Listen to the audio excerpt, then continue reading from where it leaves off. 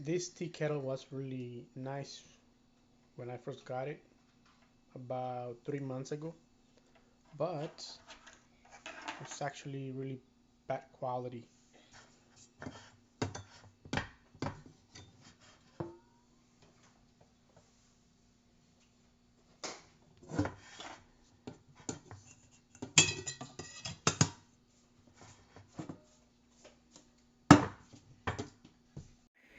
See how this moves? It shouldn't move like this.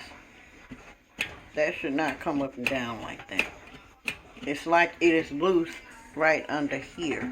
And when it's like that, see, it's not closed securely. So every now and then, I have to come in and push it down to make it close. Because sometimes I come in and it's up, down, up, down. See, that should not be like that. It's loose. It's too loose right there.